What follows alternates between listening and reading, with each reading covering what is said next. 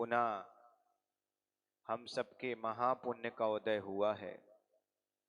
हम सभी इस युग के महान अध्यात्म के राजहंस चर्या शिरोमणि आचार्य भगवान विशुद्ध सागर जी महाराज के आशीर्वाद से एवं मां जिनवाणी की कृपा से अपनी वाचना को प्रारंभ कर रहे हैं। 5 अंग की हमारी कथा हो चुकी। आज 6वां अंग है स्थितिकरण। और स्थितिकरण का मीन्स होता है किसी की दिखी हुई गलती को छुपाना तो है ही है, लेकिन स्थितिकरण में क्या है, उसकी गलती छुपाने के साथ ऐसा ना छुपाना कि उसमें कभी सुधार ना हो पाए। किसी व्यक्ति की कोई गलती दिखी, उस व्यक्ति को अपना समझकर, अपना साधर्मी समझकर बताना। पर समस्या ऐसा प्रदीप भाई आज के युग में, अगर आप धोखे से किसी को बता दो तो व्यक्ति स्वीकार करने के लिए तैयार नहीं। सुनिए, आप सबके मन में भी भाव आते कि हमारा साधर्मी, हमारा परिवार वाला अच्छे रास्ते पे चले, लेकिन क्या होता है कि जब व्यक्ति स्वीकार नहीं करता, उल्टा अपने ऊपर गुस्सा करने लगता, तो ऐसा लगता भाई इससे पंगा लेने से क्या फायदा।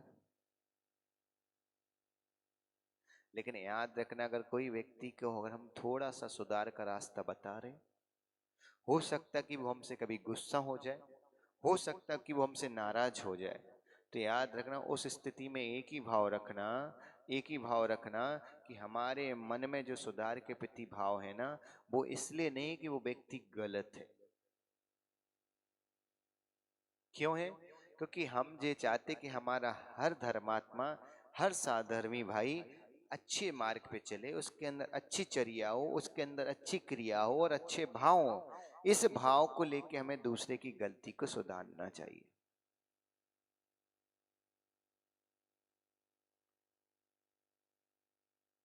आप में से बहुत सारे लोग ऐसे होंगे जिन्होंने दीपक को देखा होगा।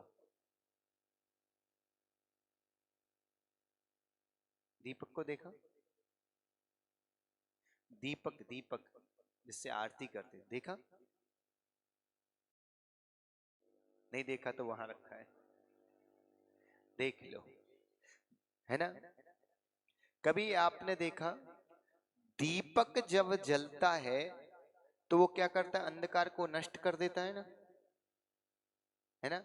ये गलत फहमी है आपकी, गलत है दिमाग में मानसिकता। याद रखना, जब दीपक जलता है तो वो कभी अंधकार को नष्ट नहीं करता है, अंधकार को अपने तले समेट लेता है। इसलिए देखो पूरे में प्रकाश हो जाता है और स्वयं अंधकार में रहता है।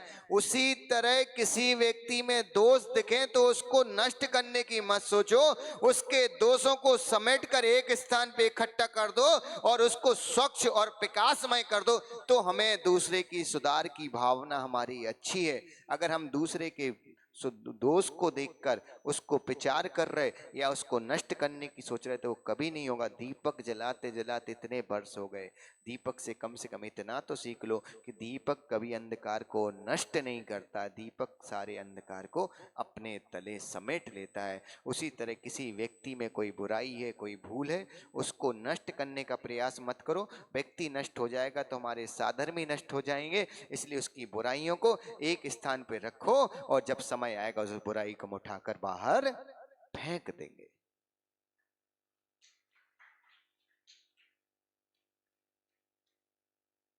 और बुराई किसके अंदर नहीं हो सकती? गलती जीवन में किससे नहीं हो सकती?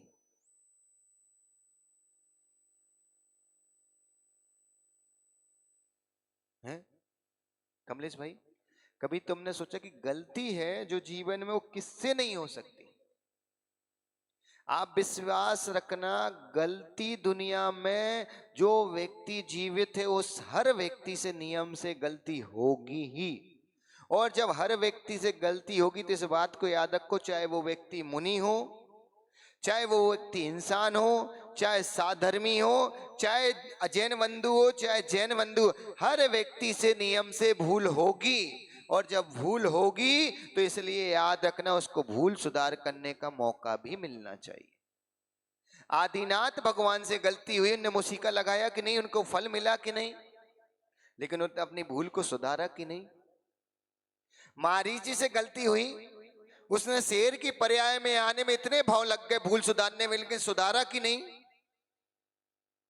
अंजन चोर से भी गलती हुई, उसने भी अपनी भूल को सुधारा कि नहीं।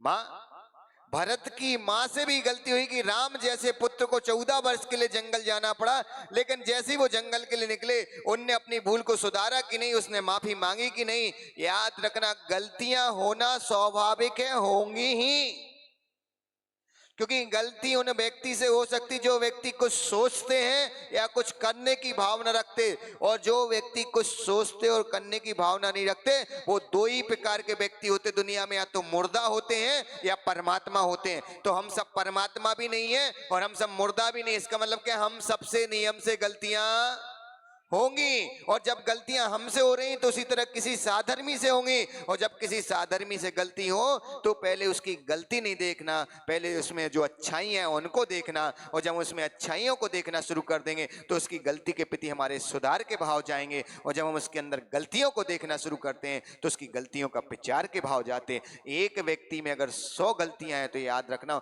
उस व्यक्ति में कम से कम 1000 अच्छाइयां भी होंगी, लेकिन हम 100 गलतियों को देखते, 1000 अच्छाइयों को कभी नहीं देखते। अगर हमने 1000 अच्छाइयों को देखना शुरू कर लिया तो हम जैन कुल में रह के महावीर के वंशज बन जाएंगे।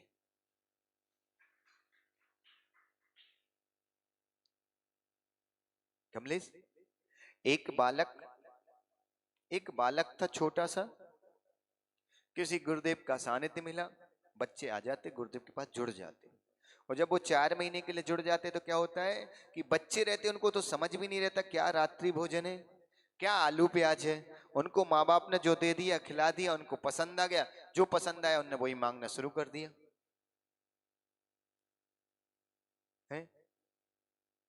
एसके जैन साहब, अभी कभी ऐसा होता कि कभी आकाश से बोलते मुझे चॉकलेट खिलाओ,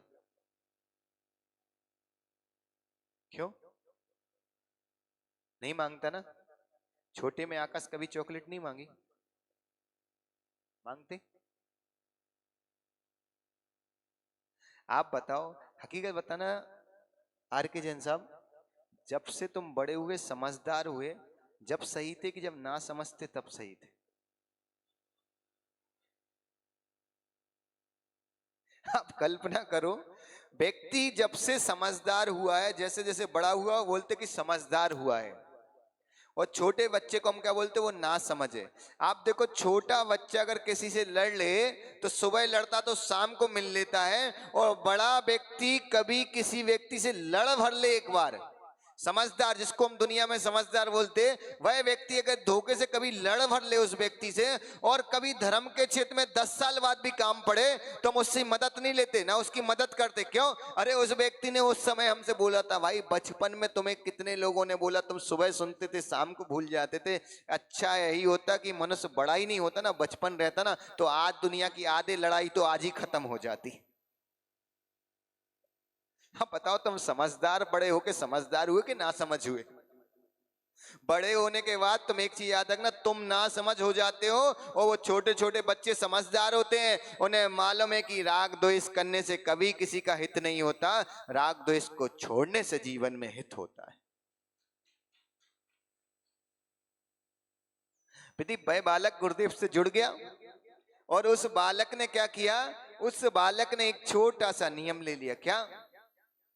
कि 1 माह तक मैं रात्रि भोजन नहीं करूंगा। हो सकता वह बालक गुजरात का नहीं था, महाराष्ट्र का था, और गुजरात में तुम सोचते कि तुम्हारे ही गर्मी पड़ती, तो ऐसे भ्रम में मत रहना, ऐसे बहुत सारे प्रदेश हैं जहाँ गर्मी पड़ती है। जैसे क्या होता है माँ, हर वर्ष ठंडी आती, और हम क्या बोलते, अरे भैया इस वर्ष जैसी ठंडी तो कभी नहीं पड़ी। अभी बहुत सारे लोग बोलते हैं, आपस में चर्चा करते हैं, इस बरस जैसी तो गर्मी कभी नहीं पड़ी, और ये डायलॉग हर बरस बोलते। फिक्स से तुम्हारी लाइन है। और यहां तक बताऊं, पाटनी जी, कई आपको आश्चर्य लगेगा, कई सावक तो ऐसे हैं, उनकी लाइनें इतनी फिक्स हैं, चाहे हम आ जाएं, चाहे प्रसन्न सागर आ जाए, चाहे प्रज्ञा सागर आ जाए, चाहे विशुद्ध सागर आ जाए, उनको फिक्स लाइनें में ही बोलना है। गुरुदेव आप जैसा गुरु तो हमने कहीं नहीं देखा, तो बाकी कहाँ चले गए दादा? क्या है?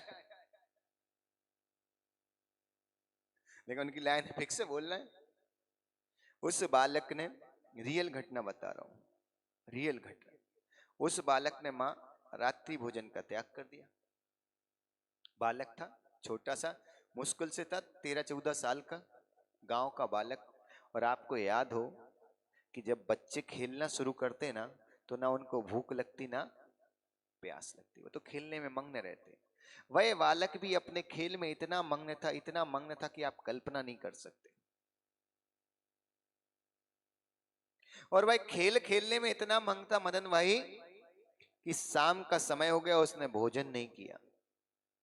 और उस बालक ने शाम के समय जब भोजन नहीं किया, उस बालक ने जब शाम के समय भोजन नहीं किया और रात्रि भोजन का उसने त्याग कर दिया था। मैं माँ के पास आता, माँ क्या बोलती है, देख अभी उजेला है, हल्का हल्का सा, तू भोजन कर ले, अभी रात नहीं हुई। माँ का प्रेम ही ऐसा होता है। आप कल्पना नहीं कर सकते, आप कल्पना नहीं कर सकते। जो माँ स्वाध्याय करती है, याद रखना, वो माँ जो पूजा करती है, जो माँ भगवान का अभिषेक देखने के बाद भोजन करती है, लेकिन अपने बालक को जरूरत पड़ जाए, वो ना रात्रि देखती ना दिन देखती। याद रखना कि उसकी बुद्धि विकसित नहीं है, या बुद्धि उसकी खराब नहीं हुई अभी। फिर से समझा दे रहा हूं, जो माँ रोज जिनवाणी पढ़ती है, जो माँ रोज पूजा करती है कमलेश, जो माँ भगवान जिनेंद्र के अभिषेक के बाद ही भोजन करती है, उस माँ की बुद्धि खराब नहीं होती। उसको पता है कि रात्रि में भोजन करना पाप है, रात्रि में भोजन कराना पाप है, लेकिन उस माँ के अंदर इतना प्रेम होता है, बालक के प्रति इतना प्रेम होता है कि वह प्रेम के वशीभूत होकर स्वयं पाप कमाना पसंद करती है, लेकिन अपने बेटे को भूखा सुलाना पसंद नहीं करती। ये माँ का हृदय होता है। उस माँ ने भी यही किया कि बालक से कहा कि थोड़े थोड़ा सा उजेला है, तू भोजन कर ले। बालक ने कहा नहीं, हमें नहीं करना, मैं भूख नहीं लगी। बच्चे तो बच्चे, और बच्चे किसी चीज की जिद पकड़ ले, बच्चे किसी चीज की जिद पकड़ ले, बच्चे किसी चीज की जिद पकड़ ले तो याद रखना, या तो वो जिद मनवा के मानते हैं, या फिर थोड़े दिन बाद जिद को छोड़ के मानते हैं। लेकिन बड़े अगर किसी चीज की जिद पकड़ लें, जब तक जिद पूरी नहीं होती, चाहे उस जिद के चक्कर में किसी का अपमान हो जाए, उस जिद के चक्कर में धर्म कितना पीछे छूट जाए, उस जिद के चक्कर में कितने बार साधर्मी की हमारे मुख से निंदा हो जाए, लेकिन जब तक जिद पूरी नहीं होती, जब तक वो मानते नहीं है। बच्चों में एक गुण होता कि वो मानते नहीं है, एक और अच्छा गुण होता कि वो 2-3 दिन बाद जिद को भूल जाते। बड़े होने के बाद हम जिद्दी तो हो जाते, लेकिन भूलना भूल जाते। उस बालक ने, दिलीप, उस माँ ने बोला कि बेटा भोजन कर ले। बालक क्या बोला, नहीं माँ भूख नहीं है, और फिर मस्ती करने लगा। अब बालक तो बालक था, भूख कितनी देर नहीं लगेगी, एक आध घंटे बाद। और बालक का तो ऐसा होता कि तुम 8 बजे पूछो भोजन कर लो, बोलता भूख नहीं, और फिर 8:05 पे कहता मम्मी भूख लग रही, खाना दे दो। उनकी थोड़ी हमारी तरह समझ होती है कि उन्हें देवी, उन्हें कोई फर्क नहीं पड़ता कि हमने 5 मिनट पहले मना किया था। ये फर्क तो हमें पड़ता है, उन्हें कोई फर्क नहीं पड़ता। वो वास्तव में अपनी जिंदगी में आनंद से जीते हैं, इसलिए तो गुरुओं को बालक तुल्य कहा है कि वो भी अपनी जिंदगी में आनंद से जीते। उन्हें कोई फर्क नहीं पड़ता तुम क्या सोच रहे क्या नहीं सोच रहे, वे तो अपनी साधना में मस्त हैं, अपनी जिंदगी जो तुमने बैठाल दिया तो तुम्हें धर्म उपदेश दे दिया, नहीं बैठाला तो वे अपने कक्ष में बैठे शांति से, उन्हें कोई फर्क नहीं पड़ता कि तुम आओ नहीं आओ।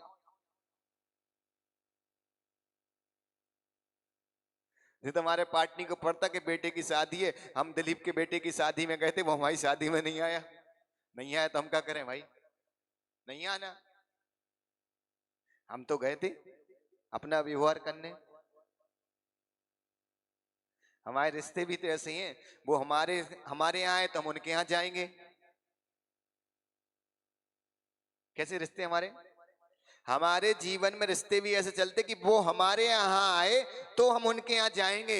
याद रखना, हम रिश्ता निभाने नहीं जाते, हम कर्ज चुकाने जाते। और रिश्ता निभाने की बात होती, वो हमारे यहाँ आए नहीं आए इससे क्या फर्क पड़ रहा है, वो हमारा भाई है, वो हमारा रिश्तेदार है, हम उसके यहाँ जरूर जाएंगे, ये भाव है तो रिश्ता है। और वो हमारे यहाँ आए तो हम उनके यहाँ जाएंगे, ये भाव है तो कर्ज है, कोई रिश्ता नहीं है। इसलिए तो रिश्ते छोटे होते जा रहे, क्योंकि कर्ज बढ़ता जा रहा है, हम कर्ज चुकाने जा रहे, रिश्ते निभाने नहीं जा रहे।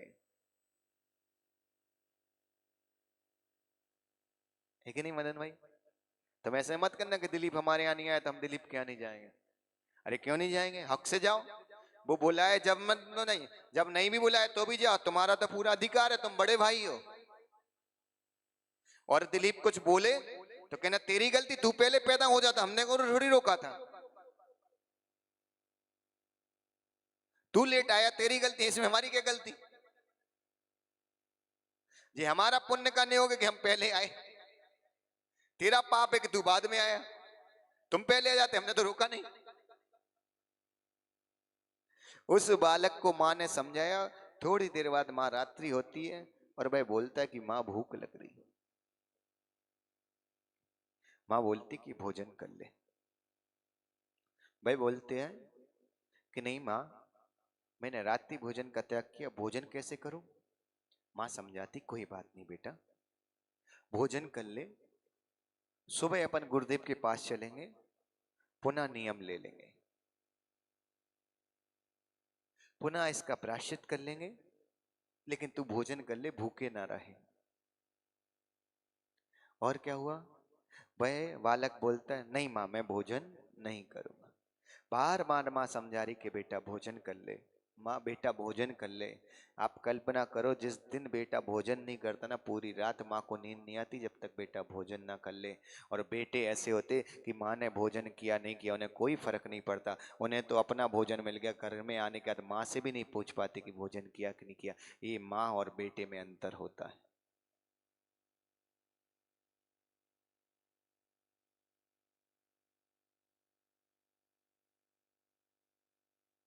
आप कल्पना करो, माँ का हृदय क्या होता है और बेटे का हृदय क्या होता है। भाई माँ बोल रही है कि बेटा भोजन कर ले, गुस्सा में समझा रही, कर रहा कि नहीं कर रहा तुझे समझ में नहीं आ रहा, मैं इतने बार चिल्ला रही हूँ भोजन कर ले। वह बालक भी जिद पकड़ा कि मैं नहीं करूंगा, क्योंकि मैंने गुरुदेव के चरणों में नियम लिया, मैं किसी भी कारण में अपना नियम नहीं तोड़ूंगा। थोड़ी देर बाद रात्रि होती है, उसका पिता भी आ जाता है। जब पिता आ जाता तो पिता भी समझाता कि बेटा भोजन कर ले। भाई बालक बोलता नहीं, मैं तो भोजन नहीं करूंगा, किसी भी हालत में भोजन नहीं करूंगा। माँ बोलती कोई बात नहीं, सो जा, सो जाएगा तो भूख नहीं लगेगी। बच्चों को खाली पेट नींद भी कहाँ, बड़ों को नहीं आती तो बच्चों को कहां से आ जाए। और उस बालक सो गया। रात्रि के 12-1 बजे वह बालक पुनः उठता है और फिर बोलता है कि माँ बहुत तेज भूख लग रही। माँ समझाती एक काम कर, भोजन नहीं करना मत कर, एक काम कर, कम से कम 1 गिलास दूध पी ले। बालक बोलता नहीं माँ, मैंने नियम लिया, मैं नियम नहीं तोड़ूंगा। उस माँ को तकलीफ जरूर हो रही होगी, आप विश्वास करो, उस माँ को तकलीफ हो रही होगी, उसका बेटा भूखा है, लेकिन उस माँ को गर्व भी हो रहा हो कि मैंने ऐसी संतान को जन्म दिया कि जो विषमता आने पे भी अपना संयम नहीं तोड़ रहा, अपना नियम नहीं तोड़ रहा। उस माँ की आंखें रो रही होंगी, लेकिन उस माँ का हृदय मुस्कुरा रहा होगा कि मैंने ऐसी संतान को अपने कोख में रह के जन्म दिया है। आप सब माओ अपनी कल्पना करो कि तुम्हारा 12-13 साल का बालक होता और वो ऐसे तड़प रहा होता, भूख के लिए तड़प रहा होता, माँ भूख के लिए।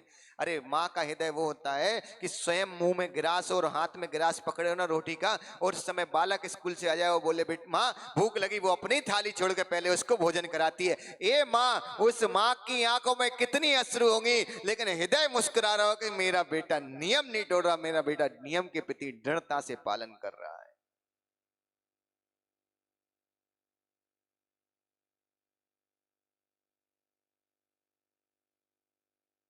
अशोक जी, थोड़ी देर बाद माता पिता पता क्या करते? खप्पड़ का मकान था, अशोक जी खप्पड़ की कीमत समझते हैं? क्योंकि जी खप्पड़ से महल में आए हैं। और उस माँ ने क्या किया, उस पिता ने, रात्रि में चांदनी रात थी डीके जैन साहब, और उस पिता ने क्या किया, 2-3 खप्पड़ वहां ऊपर से थोड़े थोड़े अलग कर दिए। जब खप्पड़ अलग करते तो वो सुरंग में साइड में जो रोशनी आती वो प्रकाश थोड़ा ज्यादा फैलता है। तो बोलता पिता देख बेटा उजेला हो गया, तू एक काम कर, भोजन कर ले। बेटा भी खुश, उसको क्या पता कितनी देर की रात्रि कितने देर का दिन। अभी तक तो क्या होता था, खा के सोता था, सुबह उठता था तो दिन मिलता था।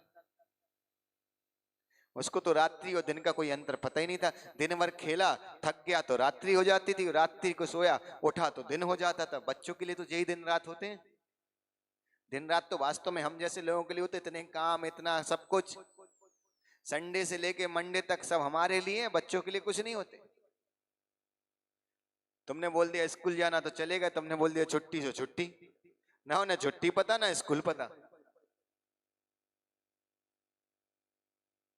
कई बार माँ आपको खुद पता हो, आपके बच्चे हैं, क्या होता है, जैसे आपने कोई चीज बनाई और उस बच्चे को नहीं भारी, तो आप उसका कुछ अच्छा सा नाम दे देते, ये चीज है बेटा खा ले, वो खा लेता है। उसको तो ये भी नहीं पता कि तुम रियल बोल रही कि झूठ बोल रही हो। हैं एस के जैन साहब, आपको याद हो जब माँ, आप अभी तो वो जमाने चले गए, अब तो बाजार का घी खाते।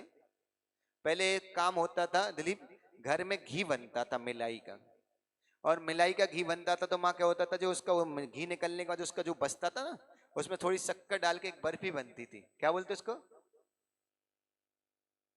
क्या बोलते हैं इतना सागर, वो घी निकलने के बाद मिलाई में शक्कर डाल देते, मई, मई की बर्फी बनती थी। खाई दिलीप कली है? कभी बोलना बेटे की माँ से, बहुत टेस्टी लगती हो, और शुद्ध भी होती, कोई अशुद्ध नहीं होती। वो घी के मिलाई निकाल के घी निकाल लेती थी, वो बनती थी। और याद हो जब बच्चा 2-3 पीस खा लेता था तो फिर माँ तुम लोग क्या करते थे, छुपा देते थे, क्या बोलते थे, हवा ले गया। आज तक हमें वो हवा नहीं देखा, वो हवा है कौन। और ले जाता तो इतना अच्छा हुआ होता था कि दूसरे दिन वापस भी दे जाता था। होता कि नहीं माँ, क्या होता है हवा, लेकिन वो हवा है क्या, वो हवा ले जाता था और दूसरे दिन वापस भी सुरक्षित छोड़ देता था, सोचो। तो उस बालक ने जैसे ही अशोक जी वो दूध का गिलास उठाया और उसको मन में आया कि एक बार बाहर देख के आऊं उजेला हुआ कि नहीं, वह बालक कहते हैं वहां से बाहर गया, और बाहर जाके जब उसने देखा कि अभी तो उजेला नहीं हुआ, ये तो अंधेरा ही है, रहा नहीं गया उससे। उसने पिता से आके कहा आपने मेरे साथ गलत कर रहे हो, आप मेरा नियम तोड़वा रहे हो, आप मेरे साथ गलत कर रहे हैं, नहीं हो सकता। मैं अपना नियम नहीं तोड़ूंगा किसी भी हालत में, क्योंकि मैंने गुरु के चरणों में लिया है।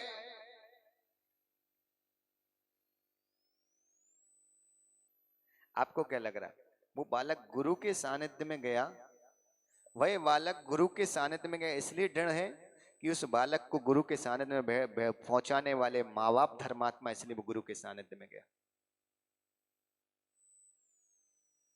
क्या सोच रहे हैं आप? याद रखना, उस बालक के माँ बाप धर्मात्मा नहीं होंगे, उस माँ बाप के बालक के माँ बाप धर्मात्मा नहीं होते तो गुरु के सानिध्य में वह बालक कभी भी किसी भी काल में नहीं पहुंच सकता। विनोद भाई, हमारे बीच में विनोद भाई डोसी पधारे, गोम अपना जो है ना 52 गजा बड़वानी, अपने हिंदुस्तान की सबसे, क्या पूरे विश्व की सबसे बड़ी मूर्ति के अध्यक्ष हैं वो वहां के।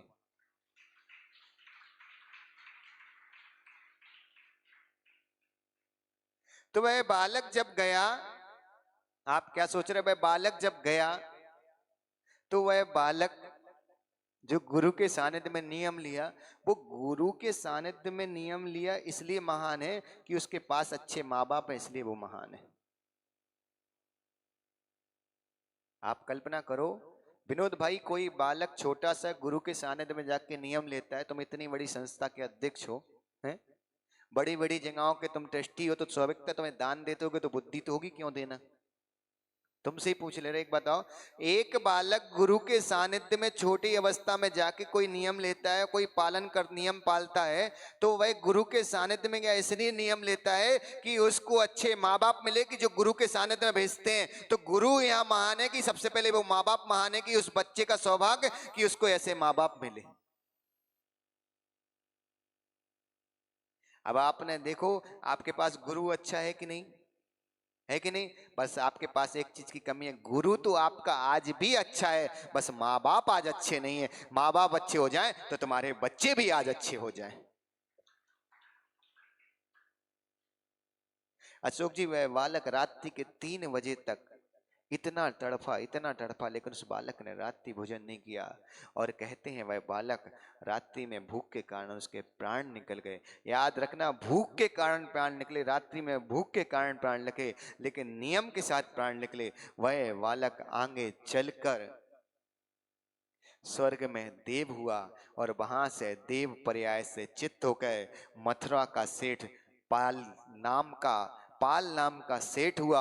और इतना वैभवशाली हुआ कि जो व्यक्ति प्रति दिन हजारों लोगों को भोजन कराता था, नियम पूर्वक स्वयं भूखा मरा और आगे चलकर ऐसा सेठ हुआ कि जो हजारों लोगों को रोज भोजन कराता।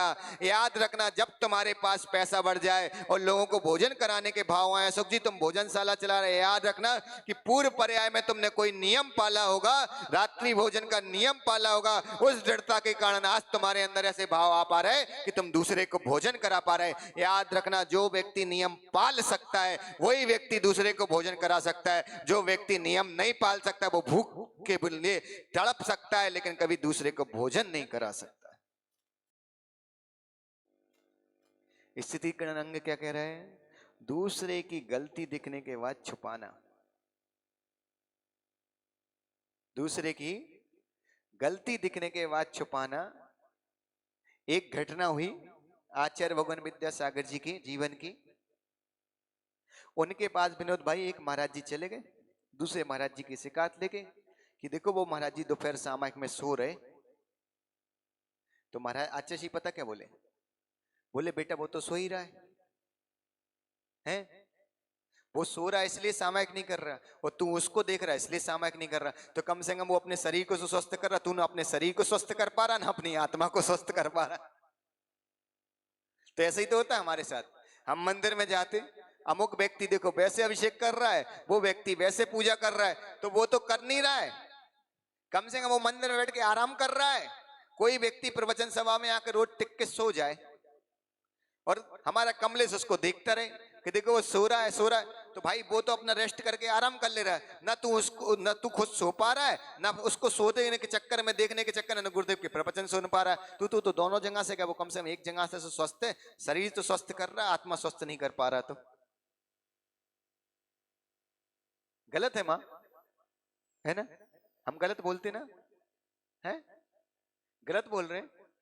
तो वही तो तुम्हें समझा रहे कि ऐसे स्थानों पर जाके दूसरे को देखना बंद करो, जिस चीज के लिए आए हो उस चीज को देखना शुरू करो।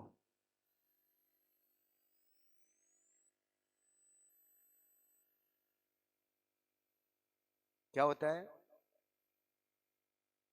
किसी दुकान पे आप गए, दिवाली आएगी, अभी दीपक खरीदने जाना, और मान लो वहां कुछ अच्छे दीपक दिख रहे और भीड़ ज्यादा है, तो तुम क्या प्रयास करते? दूसरों को मिल जाए, हैं? ये सोचते हो कभी दिवाली के दिन दीपक की दुकान पे दीपक खरीदने जाते हो, भीड़ ज्यादा होती, तो कभी प्रयास करते हो दूसरे को मिल जाए? कि ये प्रयास करते कि भाई हम खरीदें और अपने शांति से घर जाएं, है कि नहीं? उसी तरह जब एक दुकानदार की भीड़ में तुम्हें भीड़ नहीं दिखती, वहां यह दिखता कि हमें दीपक मिल जाए और हम अपने घर जाएं और अपनी दिवाली मनाएं। उसी तरह परमात्मा के मंदिर में जाने के बाद हजारों लोग खड़े हो, तुम्हें हजारों लोग नहीं दिखना चाहिए, वहां दीपक बेचने वाला दिख रहा था और दीपक तुल्य प्रकाश वाला परमात्मा हमें मंदिर में दिखना चाहिए, उसके अलावा कोई और नहीं दिखना चाहिए। वो दिखेगा तो हमारी आत्मा की दिवाली मनेगी, और दीपक वाला दिखता है तो हमारे घर की दिवाली मनती है। घर की दिवाली मनाने के लिए हम दीपक वाले को देखते हैं और दीपक को देखते हैं, उसी तरह आत्मा की दिवाली मनाने के लिए हमें परमात्मा को देखना है और अपनी पूजा की थाली देखना है। दुनिया के लोगों को देखना बंद कर देना है। और जब तुम दुनिया के लोगों को देखना बंद कर दोगे, तुम्हें महावीर की दिवाली नहीं मनाना पड़ेगी, तुम स्वयं महावीर बन जाओगे, दुनिया तुम्हारी दिवाली मनाएगी। लेकिन ये करना बहुत मेहनती काम है बाबू। अभी आदत हमें दूसरों को देखने की पड़ी है। अरे कई लोगों को तो यही समस्या होगी, मान लो अशोक जी अच्छी अच्छी चीजें खिला रहे, खा के जा रहे, उसके बाद भी उनको समस्या, अशोक जी को बड़ा पड़ा इतना माल खिलाने की पड़ रही। अब भाई तुझे तो खाने मिल रहा है, शांति से खा। वो खिला रहा, वो खिलाने वाले को टेंशन नहीं, बनाने वाले को टेंशन नहीं, और जो खा रहे हैं उनको टेंशन नहीं। टेंशन को लो वो तीसरा व्यक्ति, ना उसको देना है ना लेना है, फ्री का मिल रहा, वो भी शांति से नहीं खा पा रहा। धर्म क्षेत्र नहीं, सही क्षेत्र में, सारे क्षेत्र में। और सबसे अच्छी बात बताऊं, हम सबको विकल्प भी जितना मंदिर के अंदर होता तो उतना मंदिर के बाहर नहीं होता।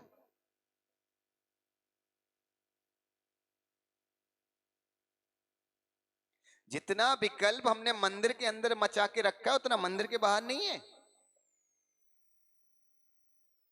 मंदिर के अंदर कौन सा व्यक्ति आया, कौन सा गया, विकल्प।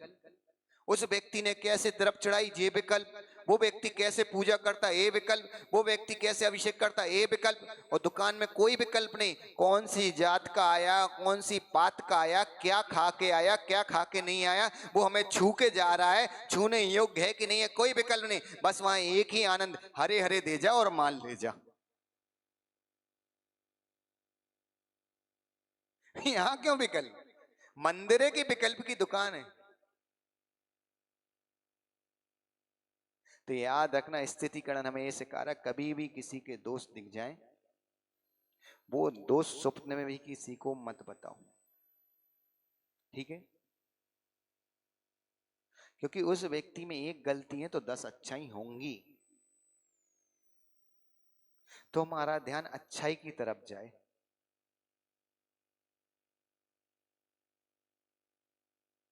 एक डिब्बे में, विनोद भाई अपने बेटे की माँ से पूछ लेना कि उसने कहीं जमीन पे शक्कर और नमक डाल दिया, शक्कर और नमक डाल दिया, एक जमीन पे शक्कर और नमक डला है, तो चींटी काय को खाती है? शक्कर को खाती, कम से कम तुम चींटी तुल्य हो जाओ कि मीठा मीठा खाओ, लोगों के गुण गुण देखना शुरू करो। तुम तो चींटी से भी गए बीती हो, तुम शक्कर डली तो शक्कर नहीं दिखती तुम्हें, पहले नमक दिखता, नमक फेंक दिया। अरे व्यक्ति के अंदर दोष जो नमक तुल्य उनको मत चाटो, चाटना है तो शक्कर को चाटो। शक्कर को चाटोगे तो तुम मीठे हो जाओगे, और मीठे होने से तुम्हारा दिमाग ठंडा हो जाएगा, और दिमाग ठंडा होगा तो तुम अच्छे कार्य कर पाओगे। याद रखना, शक्कर खाने से दिमाग ठंडा होता है, शक्कर खाने से दिमाग ठंडा होता है, मीठा खाने से बुद्धि ठंडी होती है। उसी तरह लोगों के दोष देखने से बुद्धि गर्म होती है, और लोगों के गुण देखने से तुम्हारी बुद्धि ठंडी होती है, और तुम्हारा कल्याण तुम्हारी बुद्धि ठंडी होने से होगा, बुद्धि को गर्म करने से नहीं होगा। पानी उबलता है तो उसमें चेहरा नहीं निकलता है, और पानी जब शांत रहता है तो उसमें चेहरा दिखता है। उसी तरह तुम्हारी बुद्धि जब शांत हो जाएगी, जब तुम्हें आत्मा दिखेगी। अगर बुद्धि उबल रही तो तुम्हें कभी भी आत्मा नहीं दिखने वाली। इसी भावना के साथ कि हम सब अपने जीवन में लोगों के दोष देखना बंद करें और गुणों को देखना शुरू करें, तो हमारा जीवन आनंदित होगा। और आज हमने स्थितिकरण के मूल भाग को समझा। कल हम स्थितिकरण में प्रसिद्ध बारिशैण मुनिराज की कथा सुनेंगे। बारिशैण मुनिराज ऐसे छोटे मोटे मुनिराज नहीं, तुम्हारे पास तो एक हैं, वो दीक्षा ना ले लें। याद रखना, बारिशैण दीक्षा ना ले लें। इसलिए दिलीप भाई, उनके माता पिता ने एक दो नहीं 32 कन्याओं से उनका विवाह कराया। वो 32 को छोड़ छोड़ के दीक्षा ले ली, तुम एक को छोड़ के नहीं ले पा रहे। ऐसे बारिशैण मुनिराज की हम कथा सुनेंगे। इसी मंगल भावना के साथ बोले आचार्य भगवान विशुद्ध सागर जी गुरुदेव की